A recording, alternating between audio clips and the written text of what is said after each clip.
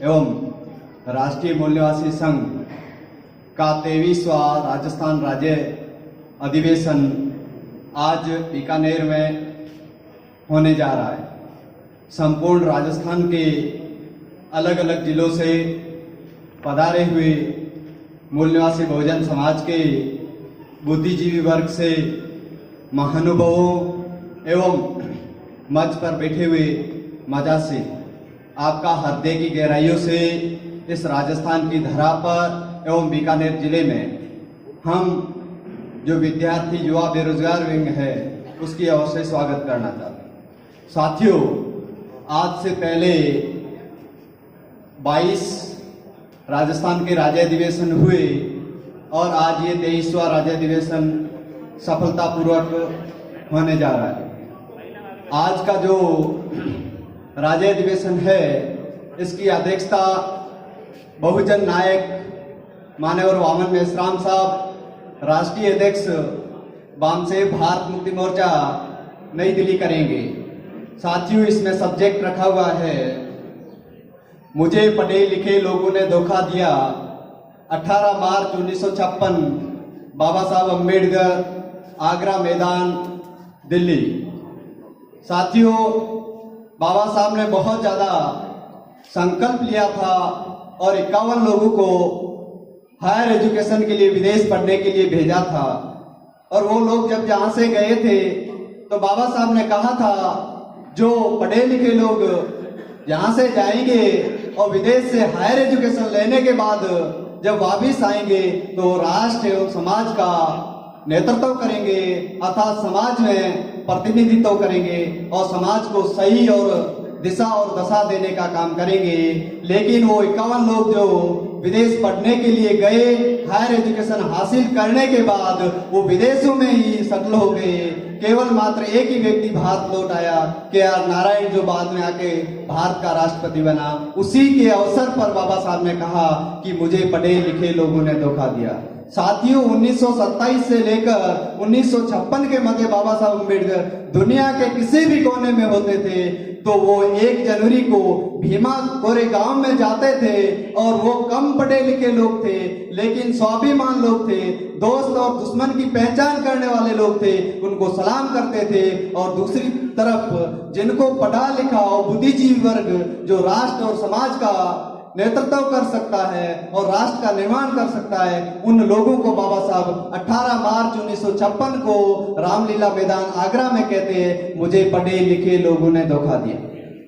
साथियों, उसी मैदान में जो बाबा साहब का स्पीच हुआ उसी से ही सबक लेके हुए दीना बहाना खापड़े साहब और मान्यवर कांसीराम साहब ने बामसेव का निर्माण किया। साथियों, दूसरा सब्जेक्ट बाबा साहब का था। बाबा साहब के ही जन्मदिन पर जब उनका जन्मदिन मनाया जा रहा था, उसी अवसर पर बाबा साहब ने कहा था, मैं बहुत बड़ी मुश्किल से इस कारवे को यहाँ तक लाया हूँ, हो सके तो इस कारवे को आगे लेके जाना, अगर नहीं हो तो इस कम से कम इस कारवे को वापिस मत जाने देना। हमारे बहुत ज्यादा लोग 108 साल का महात्मा ज्योतिबा फूले के जन्म से लेके और बाबा साहब अम्बेडकर के जीवन के मध्य का जो 108 साल का टाइम पीरियड है, उस 108 साल के टाइम पीरियड और उनके संघर्ष एवं बलिदान की वजह से हमारे लोगों को हक अधिकार संवैधानिक मिले। उनकी वजह से उनको शासन एवं प्रशासन में जो हिस्सेदारी मिली और शासन प्रशासन में जाने का जो अवसर मिला, उसका परिणाम हुए हमारे लोगों को जो मूल निवासी बहुजन समाज के महापुरुषों की विचारधारा एवं कार्य पे काम करना चाहिए। लेकिन हमारे लोग केवल मात्र एक दिन 14 अप्रैल और 6 दिसंबर को केवल मात्र मोमबत्ती अगरबत्ती जला के और बाबा साहब के मिशन को चलाना चाहते हैं, जो कि असंभव है। केवल मात्र भारतीय दुनिया में एकमात्र संगठन है जिसका नाम और एकमात्र नेतृत्व है बामसेव और माननीय वामन मेश्राम साहब, जो 365 दिन 24 आवर मूल निवासी बहुजन समाज के महापुरुषों का आंदोलन चलाने का कार्य कर रहे हैं। अर्थात जो बाबा साहब कहते थे कि मेरे मिशन है जो जिस कार्य को मैं जहां तक लाया हूं उस कार्य को हो सके तो आगे लेके जाना, पीछे मत जाने देना।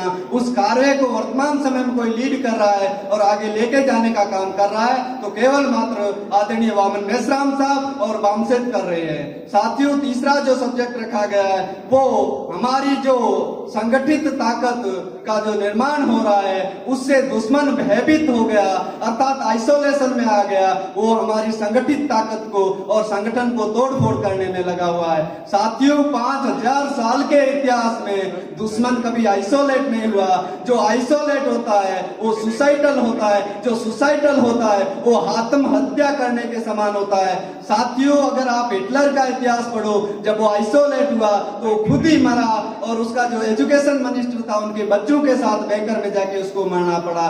5000 साल के इतिहास में केवल मात्र जो जिनकी व्यवस्था है, जो व्यवस्था में बैठे हुए लोग हैं, 5000 साल के इतिहास में पहली बार वो आइसोलेशन में, उनकी शासन और प्रशासन में हिस्सेदारी होने के बाद, उनके पास सब सिस्टम पे कब्जा होने के बाद वो आइसोलेशन में जो 10 साल पहले ये बयान देते थे कि मुस्लिम लोगों को चौराहे पे लाना चाहिए, फांसी दे देनी चाहिए, मुस्लिम विदेशी है, आज जकाए-जक उनका हत्या परिवर्तन हो गया कि आज उनको स्टेटमेंट देने पड़ते हैं कि उनका पुरखा और हमारा पुरखा एक ही है। केवल मात्र ये हमारे आंदोलन और वामसेठ के आंदोलन का परिणाम है कि दुश्मन वर्तमान समय में आइसोलेशन में है।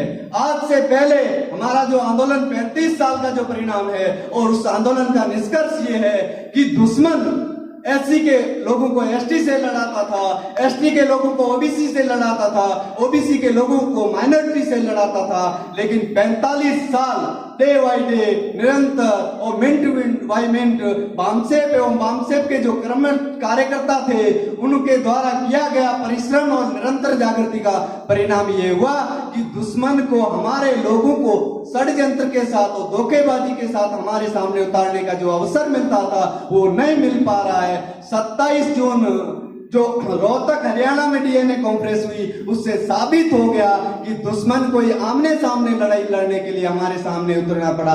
साथियों, हमारा प्रोग्राम होता है, उस प्रोग्राम को लाइव कास्ट में 5-10 लाख तक लोग देखते हैं, लेकिन वहां पर फरसे धारिये लेके दुश्मन जब खड़ा हुआ तो हमारे लोगों को पता चल गया कि हमारा दुश्मन बाकायदे है, वो ब्राह्मण ही है। और हमारे लोगों ने 13 करोड़ लोगों ने उस लाइव को देखा। साथियों, दुश्मन इतना परेशान हो चुका है कि राष्ट्रीय अध्यक्ष का और हमारे कार्यकर्ताओं के पीछे आईबी, मिलिट्री और पैरा मिलिट्री लगानी पड़ी, जिनको क्या काम करना चाहिए। लेकिन हमारे संगठन और हमारे संगठन की ताकत की वजह से वो इतना आइसोलेट है कि हमारे तोड़ फोड़ करने के लिए दुश्मन 100 कोशिश करे, लेकिन हर स्तर पर हम उनको नाकाम करने की कोशिश करेंगे। और ये संगठन और नेतृत्व मान्यवर वामन मेश्राम साहब के ही नेतृत्व में हम लोगों की आजादी का आंदोलन सफल होगा, क्योंकि 5000 साल के इतिहास में पूर्वानुमान को मानते हुए और पूर्वानुमान को ध्यान में रखते हुए निर्णय लेने वाला गौतम बुद्धा के बाद में पहला नेतृत्व मान्यवर वामन मेश्राम साहब है, जिन्होंने 30 साल पहले जिस पॉइंट और जिस सब्जेक्ट पे समाज को आगाह किया था, वर्तमान वो खाई समाज के सामने है। समाज नहीं जगी, ये समाज की प्रॉब्लम है, लेकिन नेतृत्व ने समाज को 30 साल पहले, जैसे एलपीजी का मामला हो, सेज का मामला हो, चाहे फिर न्यायपालिका का मामला हो, चाहे ईवीएम का मामला हो, 15 साल, 10 साल, 20 साल, 30 साल पहले समाज को आगाह किया। और ऐसा नेतृत्व जो पूर्वानुमान को, भविष्य को ध्यान में रखते हुए निर्णय लेने वाला केवल मात्र वामन मेश्राम है। और वामन मेश्राम साहब के ही नेतृत्व में इस देश में जो हमारे महापुरुष चाहते थे, समता, स्वतंत्रता, बंधुता, न्याय पर समाज एवं राष्ट्र का निर्माण होना चाहिए, वो एजेंडा और वो देश अगर बन सकता है, राष्ट्र बन सकता है, जो संविधान की प्रिम्बल है, पहली लाइन लिखी है, समता, स्वतंत्रता, बंधुता, न्याय पर आधारित राष्ट्र एवं समाज का निर्माण करना मान्यवर वामन मेश्राम साहब के नेतृत्व में ही हो सकता है। वर्तमान समय में काशीराम जी खत्म हुए, 140 जिलों में संगठन था, 15 स्टेट में संगठन था। वर्तमान समय में ये संगठन 563 जिलों में, 31 राज्य में, 5000 ब्लॉकों में, 22,000 तहसीलों में, 6 लाख गांव में से 3.5 लाख गांव में ये मिल गया।